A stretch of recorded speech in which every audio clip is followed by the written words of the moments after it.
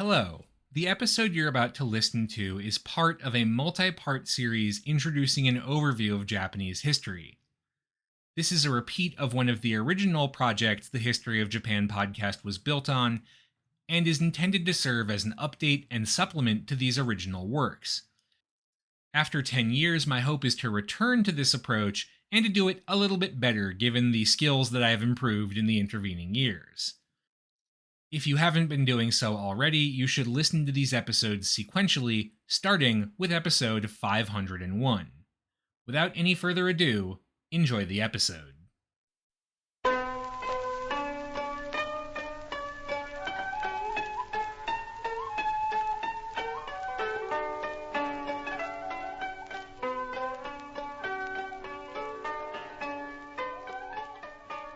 Hello, and welcome to the History of Japan podcast, episode 532, Cash Rules Everything Around Me. Last week we talked about the politics of Meiji Japan. Today we're talking social and economic change during the beginning of Japan's modernization. And we're going to start with the economy because, in a sense, that's the most important shift that happens during the period. After all, money makes the world go round. But the thing is, the single biggest change to the economy, industrialization, actually took a good long while to get going and didn't really begin in earnest until decades into the Meiji period. Why? Well, there are a few reasons. To begin with, much of the early 1870s was consumed with all of the administrative changes that had to happen first. The abolition of the feudal domains, their integration into a new prefecture system, the conversion of the economy from the old decentralized currencies to modern yen and a modern central bank, and the abolition of the samurai class and the thorny issue of dealing with debts from the old regime and from the new government itself, which had taken on substantial loans to finance the Boshin War. These were all really big issues in their own right. I was never really a math person, and every time I look at the currency conversion scales, it makes my brain hurt. But they weren't even the biggest hurdle for industrialization. That was the reworking of the taxation system from the old one, which took a fixed amount of the annual harvest, to paying taxes in cash based on the assessed value of a good. Which doesn't sound like a huge change, but just figuring out the new tax assessments, what they should be, what the good rates were, was a huge administrative problem. Beyond that, changing how tax values were assessed was not, to put it mildly, super popular in the countryside, where tax rates had remained stable on paper for a long time, and in terms of real value had actually gone down substantially over the decades. Tax resistance in the countryside was a major issue in the 1870s and 1880s, just when the government could both literally and figuratively afford it least. That resistance also got tied up in the movement for people's rights, led by the political parties, the Liberal or Jiyuto, and the Progressive or Kaishinto, which we talked about last time. Still, these movements were eventually crushed. The thing about government is that it tends to control the army and the police, and that is a pretty big advantage over angry farmers. But even that wasn't the end of things. The infrastructure for a modern economy, railroads, telegraphs, steamship lines, all of them controlled by Japanese companies, not foreign ones, well, that was a high priority goal for the new regime. And the government did succeed in building those things, but to do so it took on substantial debt by 1880, and because it printed a lot of paper money to help cover the costs, inflation was a huge issue to the point that the real tax income of Japan was only about half the value it was supposed to hold on paper. A series of financial retrenchments by the finance minister, Matsukata Masayoshi, did help deal with the inflation issue, but only at a cost of harsh deflationary measures that created a lot of economic hardship, especially for small business owners running on tight margins, and in the countryside, where hugely increased tax rates forced many to sell their lands to powerful landlords, or even to join the Japanese diaspora overseas, and seek economic opportunity in places like Hawaii or California. But even with all these problems, industrialization did begin somewhat in earnest as far back as 1871, but even then the results were somewhat fitful and at any rate are pretty hard to track, because statistics before 1890 are either unavailable or highly unreliable. What is clear beyond our dubious statistics is that even in its difficult financial straits, the Meiji government focused primarily on what it saw as strategic industries with its early investments, chiefly in munitions and textiles. The rationale behind the first is likely fairly obvious. After all, military power had helped force Japan open in the first place, and it would be critical in defending the islands in the future. Textiles, though, maybe less so. However, demand for cloth was a serious economic issue. The influx of foreign goods after the opening of the ports had led to a massive trade deficit between Japan and the West, with textiles, produced overseas at cheap industrial prices, undercutting domestic Japanese goods on cost and quality, leading the charge. Thus, the government in Tokyo began building plans for what is called import replacement, creating a domestic textile industry which could compete with the foreign one. The results were mixed, honestly. It's clear that these early industries were heavily subsidized to the tune of 36.4 million yen from 1868 to 1881, at a time when Japan was already badly in debt. It's not even clear whether this early textile industry actually turned a profit, or whether they accomplished the secondary goal of building up a workforce familiar with industrial production methods. As a part of Matsukata Masayoshi's financial reforms in the 1880s, most non-military industries were privatized to help revive the nation's finances. These were bought up by powerful merchant conglomerates that became the foundation of Japan's zaibatsu economic cliques. Those cliques, in turn, would dominate Japan's economy until 1945, and arguably they still do, in the form of retrenched zaibatsu that are more compliant with Japan's anti-monopoly laws imposed by the US during the post-World War II occupation. Matsukata's reforms cleared the board, so to speak, for continued industrialization and economic growth, which did see this time some actual success and which would continue largely unabated until the end of World War I.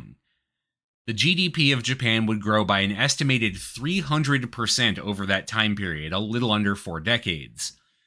The main drivers of that growth were not, though, what we would call heavy industry: steel, oil and gas, shipbuilding, that sort of thing.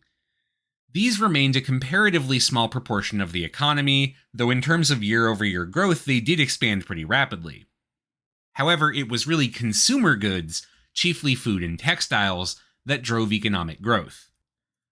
Food was a growing market thanks primarily to a growing population.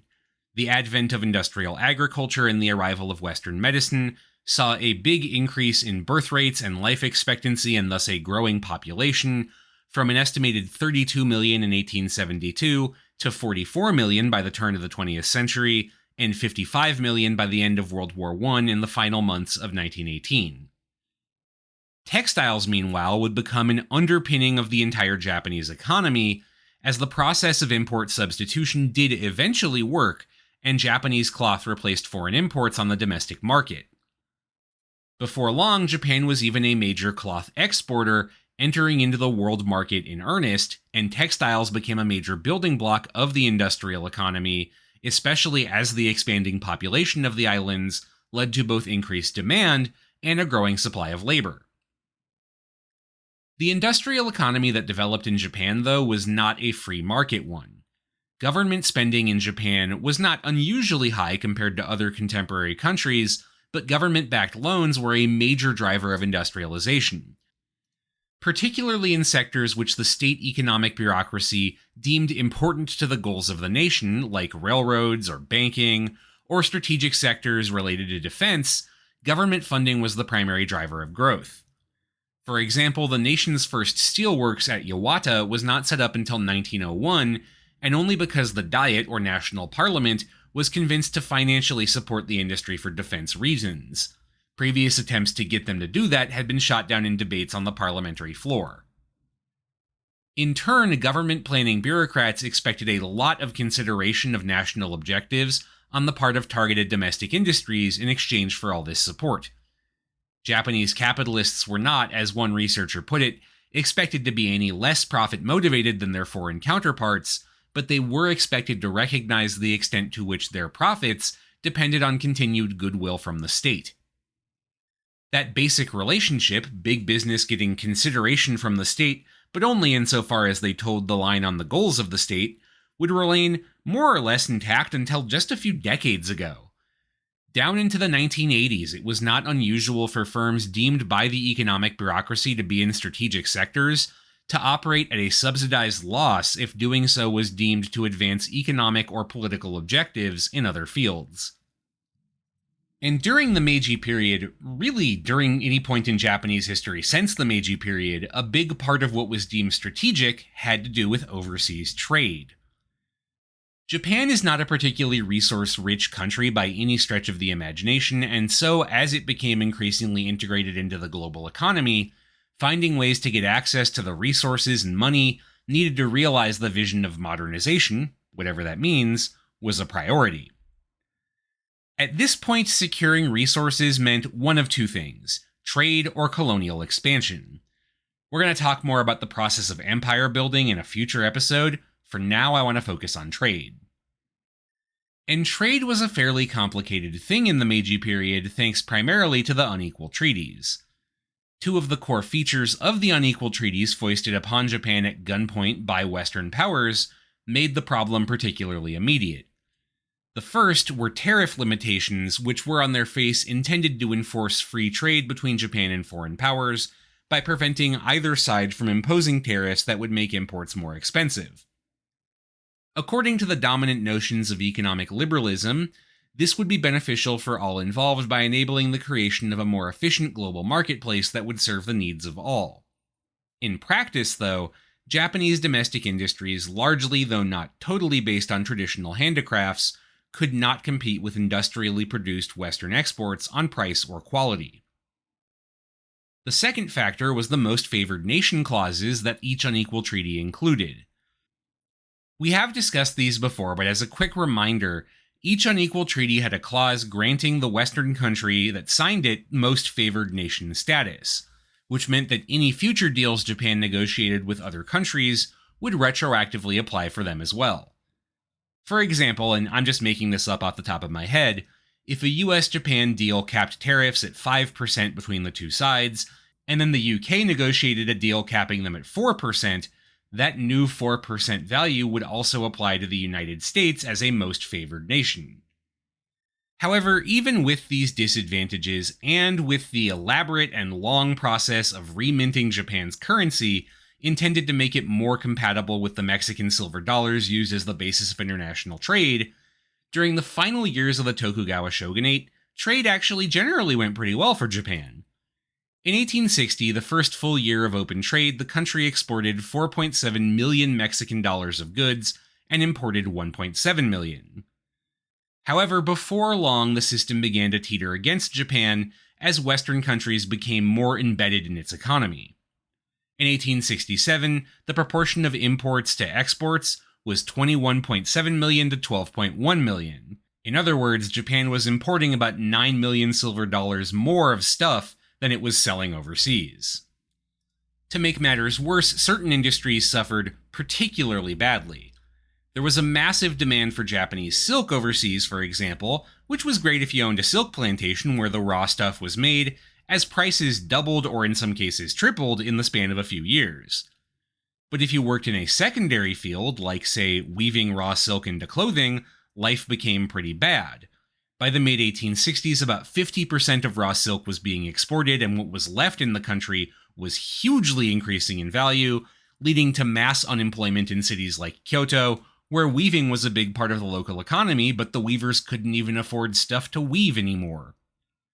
Things got bad enough that the city magistrate in Kyoto began planning for riots among the unemployed, and started setting up soup kitchens because of fears of a famine from mass unemployment. Similarly, the revisions to the late Tokugawa coinage system created a lot of inflation, benefiting merchants who could charge higher prices and who were more likely to hold assets in gold, which did pretty well in these turbulent times, and badly harming day laborers, samurai, anyone who depended on a stipend. The real value of wages for a day laborer in Osaka, for example, just about halved over the course of the 1860s. Imagine how you would feel if, in the course of 10 years, the real value of your pay didn't go up, but actually decreased by 50%. I bet you'd be pretty peeved too. All of this was actually a pretty major contributor to the downfall of the shogunate, because the feudal domains were badly hit by all of these price issues, and many of them blamed the shogunate and its legal monopoly on foreign trade for not doing more to protect them. After 1868, a difficult trade situation got substantially worse. The bad financial straits of the new Meiji government, which was administratively weak at first and which had taken out big loans to finance the overthrow of the shogunate, were made worse by necessary economic reforms like the creation of the yen and by general administrative confusion. Early attempts to redress the issue, like establishing government-run corporations to manage overseas trade, failed. Why? Well, in part because of resistance from domestic businesses, and in part because, shockingly enough, the administrators responsible for running them were all samurai whose lifetime of reading Confucian philosophy and practicing fighting had not, in fact, prepared them much for learning macroeconomics. The economy, shockingly, didn't do great under this, and the trade deficit ballooned to a total of 77 million yen by 1880. In other words, Japan was importing 77 million yen more of stuff than it was managing to sell. Once again, it was the painful fiscal retrenchments led by Finance Minister Matsukata Masayoshi in the 1880s which turned things around. Matsukata was a samurai of Satsuma domain who had started working in the economic bureaucracy in 1870, and as a result of all his experience, actually had a pretty good idea how economics worked. He was also not a particularly sentimental man, and the measures he put in place to control inflation in particular did bring the value of the yen back under control, but at the cost of pretty incredible human suffering.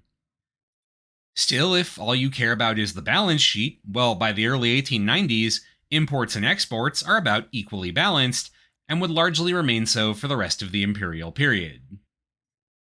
In addition, the expansion of Japan's overseas empire into Taiwan and Korea in 1895, with Korea being annexed in 1910, and then later into the Liaodong Peninsula and Micronesia, provided Japanese businesses with captive markets that were technically domestic, and which they could easily dominate by excluding foreign competition.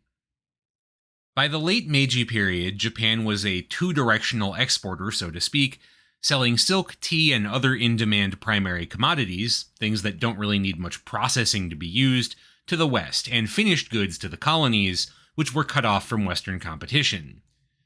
In addition, the abrogation, the ending, of the unequal treaties starting in the 1890s freed the hand of Japanese bureaucrats who were very invested in working with growing firms to build the financial power and prestige of the state. Up until 1945, this basic pattern remained in place. The economy was dominated by light industry, chiefly textiles, and by agriculture, fishery, and forestry exports, and while this pattern would begin to shift by the latter half of the 1910s, light industry would always remain very dominant in Japan's economy prior to 1945. Heavy industry did begin to appreciably grow during the first few decades of the 20th century, but the overall proportion of the workforce employed in heavy industry remained small. In the late 1930s, less than 20% of Japan's population worked in any sort of industrial setting. It wasn't really until after the Second World War that Japan really became an industrial economy in the sense we think of it today. Indeed, much of our image of Japan today is shaped more by what happened after 1945 than before. In many ways, pre-World War II Japan was a sort of two-tiered economy. Again, you had the sectors deemed worthy of strategic investment, steel for the military, railroads to connect the country together or more ominously move soldiers around, and which were quite modernized and up to the standard of any country in the world. On the flip side, if you worked in a field that wasn't related to the export market or a strategic sector, change would come a lot slower. In the countryside in particular, life remained largely unchanged during the Meiji era. Much of the countryside wasn't even hooked up to the electrical grid until after World War II. In point of fact, out in the countryside, many of the same people who held power before the Meiji Restoration continued to hold it after. The Meiji government found willing allies in the small number of wealthy landlords and village headman families who happily pledged their loyalty to the new state in exchange for a continuation of their power in the form of titles in the local government. The rural economy was also distinctly two-tiered. Most farmers were tenants who rented their farm plots and lived lives of scarcity. A very small number were wealthy enough to actually buy up land and rent it out to those tenants, and they became very wealthy. That pattern too would hold until the American occupation after World War II, when concerted efforts were made to disrupt it. And by the way, it wasn't just the wealthy landlord farmers who liked this whole arrangement. The new imperial constitution, which we discussed last week, gave a lot of political independence to the military. Both branches reported only to the emperor and his advisors, not to the civilian government. And this in turn gave the military a lot of political sway. Particularly in the army officer corps, the countryside was viewed as a valuable resource they had to protect, a place to get conscripts who would be toughened up by farm life, and who would view conscription as a welcome break from the monotony and poverty of rural life. Of course, this very cynical concern was dressed up in talk of the countryside as a bastion of traditional values in a modern age that was increasingly westernized and therefore decadent, but it was all pretty self-serving. And speaking of decadent Western culture, this is a great place to go away from the economy and talk about social change during the Meiji era and during the early imperial period more generally. The national narrative, so to speak, of Japan in the early years after the Meiji Restoration is probably best encapsulated by the writings of the samurai intellectual Fukuzawa Yukichi. Fukuzawa, born in 1835 near modern Osaka, was a lower-ranking samurai and an excellent student by all, which means mostly his, account, despite being largely ignored by his instructors in favor of the sons of higher-ranking families. He would eventually take an interest in the study of the West and participated in Japan's first overseas diplomatic mission in 1860 to ratify the unequal treaty with the United States. After the Restoration, he would become a major intellectual figure, founder of the prestigious Keio University, and of the major daily Jiji Shimpo.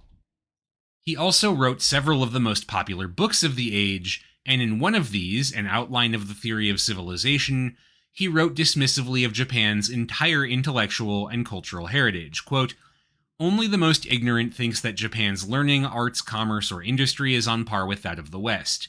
Who would compare a man-drawn cart with a steam engine or a Japanese sword with a rifle? While we are expounding on yin and yang and the 5 elements, they are discovering 60 elements. While we are divining lucky and unlucky days by astrology, they have charted the course of comets and are studying the constitution of the sun and moon. While we regard Japan as the sacrosanct isle of the gods, they have raced around the world discovering new lands and founding new nations. Many of their political, commercial, and legal institutions are more admirable than anything we have. In all these things, there is nothing about our present situation that we can be proud of before them." In a separate editorial in his newspaper, one gets a hint of the ambition this sense of inferiority unlocked in Fukuzawa. This time, he was writing about a voyage overseas and the power of the British Empire, which he witnessed as British people behaved dismissively towards their imperial subjects. Fukuzawa's response was a mixture of pity for the locals and envy for the British, and a burning desire, he said, to raise Japan up to the same level of power as the British, so that the Westerners could be driven from Asia, and Japan could rule the continent for itself. There were committed Pan-Asianists, by the way, in Japan who genuinely believed in a notion of Asian brotherhood and unity against imperial aggression from the West. But within the halls of political power, Fukuzawa's take was the one that had a lot of credibility. The overwhelming sense was that Japan had 2 options. It could sit alongside Western empires as Asia was carved up between them, or it could be carved up among the powers of Asia on the table. Given that choice, the leaders of the Meiji state were pretty unanimous in their preferences. Their goals for the country became straightforward: to have Japan accepted as a civilized nation by Western powers, and thus provide a rationale for the unequal treaties to be ended. Japan could then command the same level of respect as places like France and Britain, and the same level of power.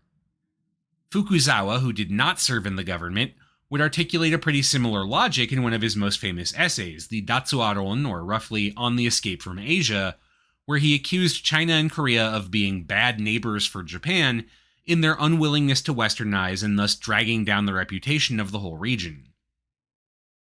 It was its desire for power and respect that led the Meiji leadership to coin the phrase Fukoku Kyohei, a rich nation and a strong army, as one of its guiding slogans, with a great deal of money and energy pushed into military modernization as well as economic development, as we've seen. These twin obsessions, in turn, would define much of the period's cultural history. The Army and Navy, for example, would have a lot of political influence and autonomy in the new constitution because of fears of politically motivated tampering with their prerogatives. That autonomy would in turn make them impossible to rein in, and would make the two branches of the military very major players in the culture, because they could do things like push propaganda with very little oversight. Similarly, the goal of economic strengthening led to aggressive policies of government interference in the economy, as we've seen, spearheaded by elite bureaucrats recruited from the top universities in the country, and those bureaucrats would dominate economic policy in the interests of the Japanese government well into the late 20th century. Of course, undergirding all these choices was a very real sense of threat from the West. The discussion around power was always framed around the fear of attack or subjugation. As a popular song from 1880 put it, "In the West there is England, in the North Russia. My countrymen, be careful. Outwardly they make treaties, but you cannot tell what is in the bottom of their hearts. There is a law of nations, it is true, but when the moment comes, remember, the strong eat up the weak." This discourse around civilization and power also raised an interesting question. What does that actually mean? Another common phrase of the era was Bunmei Kaika, civilization and enlightenment. But whose civilization? What kind of enlightenment? Early on, as that Fukuzawa quote I read earlier might clue you in on, the common thinking was that civilization and enlightenment meant Westernization at the fastest pace that was sustainable. In the 1870s, everything from traditional painting to the martial arts to sumo fell into neglect. The zeitgeist of the era was for everything Western. One of the enduring symbols of this early Meiji period, for example, was the Rokumeikan, or Deer Cry Hall, built in 1883 in Tokyo using designs from the British architect Josiah Conder. The point of the facility, the brainchild of then Foreign Minister Inoue Kaoru, was for entertaining Western diplomats and representatives during their time in Japan. The space was intended to look as European as possible, conforming to the heights of fashion and taste then understood. The thinking was that European diplomats would come to the Rokumeikan, be impressed by the civilization and enlightenment on display there, in other words, by attempts to mimic them as closely as possible, and thus begin to treat Japan as a civilized country. Of course, this didn't work at all. The diplomatic functions housed at the Rokumeikan would stop after a couple years, and eventually the hall itself was demolished in 1941, a repudiation of the attitude towards the West which the building had stood for in the same year as the attack on Pearl Harbor. And as that story might imply, the attitude of full steam ahead Westernization, so to speak, would begin to lose currency by the later 1880s. The downfall of the Rokumeikan, which was critiqued by the nation's political parties and the press as national embarrassment and a huge waste of money, is one example of that shift. The changing winds of culture were really kicked into overdrive by Japan's victories in its first two modern wars, against China in 1894 and 95, and against Russia in 1904 and 1905. We'll talk more about those conflicts next week as we get into the history of Japanese imperialism, but for now I want to note that victory over China, long the greatest power in Asia, and against Russia, an actual honest-to-God European power, produced an explosion of patriotic sentiment. This upwelling of nationalist pride saw a renewed interest in traditional culture as well. Shortly after the victory over China, for example, the Meiji government would begin subsidizing the traditional arts once again, and would begin working with nascent modern martial arts associations to popularize traditional Japanese physical education, which it played up as having a spiritual benefit for the nation over imported Western sports like baseball. The nationalist pushback to Westernization would remain a potent political force throughout the first half of the 20th century. Japan's nascent fascist movement would make great hay of the notion that Japanese culture was being swamped and subsumed by Western ideas that were antithetical to Japanese values. It wasn't just the extreme right that would express those concerns, though. One of the most famous literary works of the period is Natsume Soseki's Waga Hayo wa Neko de Aru, or I Am a Cat, released in serialized form over 1905-1906. The book, as the name implies, is about a cat, specifically a cat belonging to a middle-class family in Tokyo. The cat behaves and talks in a very pompous fashion, including using the archaic pronoun wagahai, as it describes the melodramatics of this family and their social circle, all of whom are very concerned with imitating the styles of the Western middle class, without understanding them, and thus come off as pretty ridiculous. The tension around Westernization, what it meant, how far it had to go, would remain a powerful political force throughout the 20th century. Arguably, it still is today. The scholar Chris Goto-Jones calls it the fundamental tension of modern Japanese history. The changes of the Meiji period made Japan into a respected power, but they also undermined a lot of the traditional culture. And that raised a question. If Japan became modern and strong by giving up what made it Japan, what was really the point?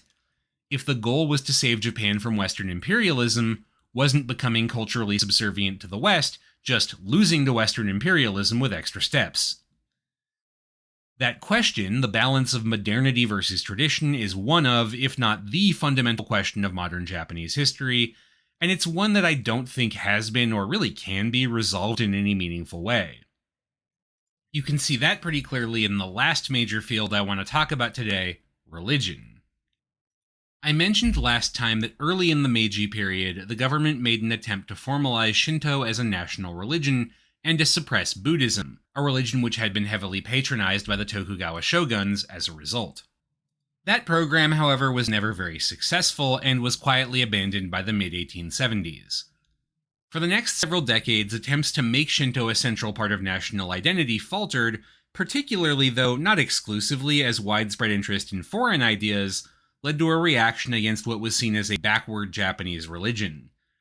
It was not really until 1905, when victory against Russia in the Russo-Japanese War led to a patriotic upwelling, that a renewed push to make Shinto central to Japan's national identity emerged from the government, and especially from nationalistic politicians, complete with practices intended to deify war heroes or other figures who become part of patriotic and nationalist narratives.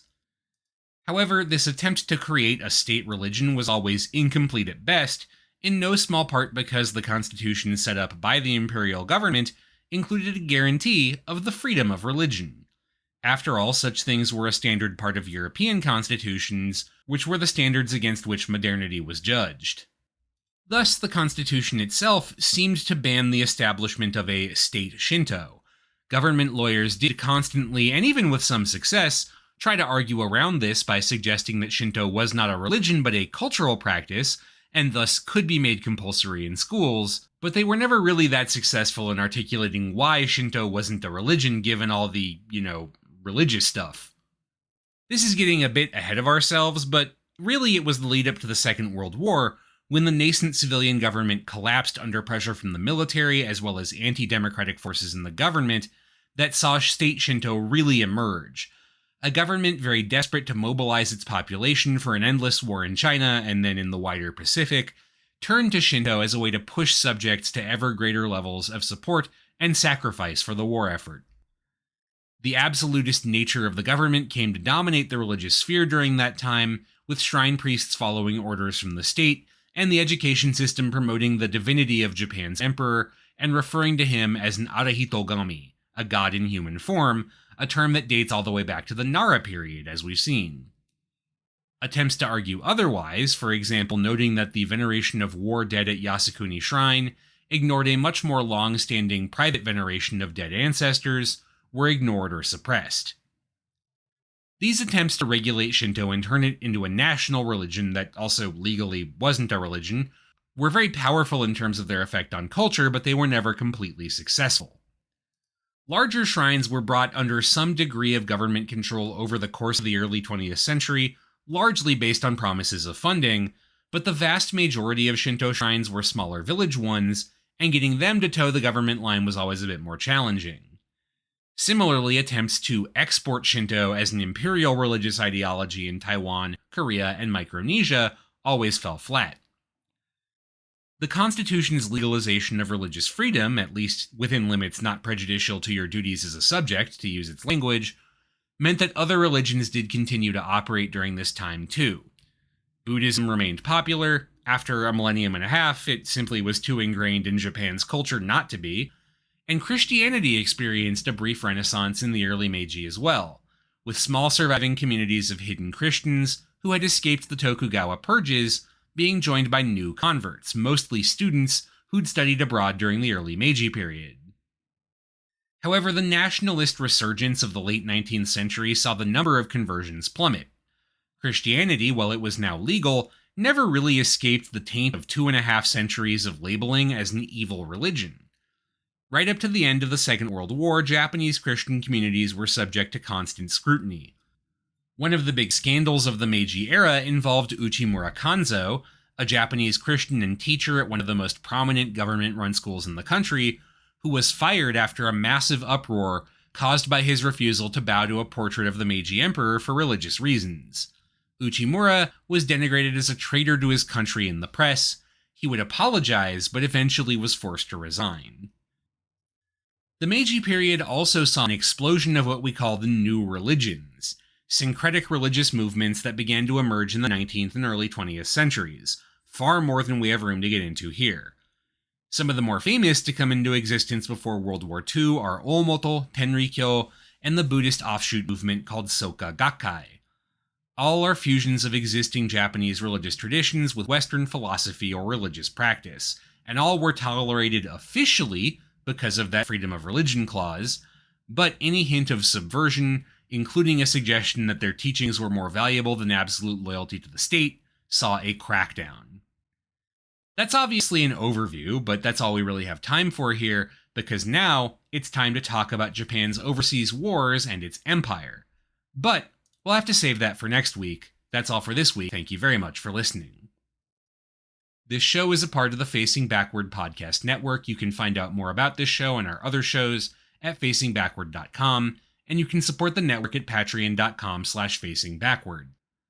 Special thanks to those who have given at our shoutout tier: Jan Leonard, Stephen Elkins, Martin Oliveira, Clark Canning, Ian Kellett, Matt Haynes, Jackie Frostocker, Monkey Sack, Alayla McCulloch, Karen Murphy, Peter Wales, Robert Prine, William, Arno, Jonas Brandis, Nicole Kroll, Jerry Spinrad, Jared Stevens, Jeffrey Dwork, Stefan Hrushka, Joshua Kane, Robbie and Kat, Jacob Key, Aaron Finkbeiner, and Anonymous Anna's Hummingbird, Mark Sai, Gil, Leslie Ikuta, Trash Taste Enjoyer, John, Christopher, Harrison Reese, Inoue Enrio's Ghostbusters, NihongoKaizen.com, Shimao Toshio's History of Japanesia podcast, Jennifer Pianzio, James, A House is a Perfectly Cromulent Mascot, The Fish I Catch Are Rhodes Scholars compared to Samuel Alito, Schmuck, and Everything Changed When the Fire Nation Attacked.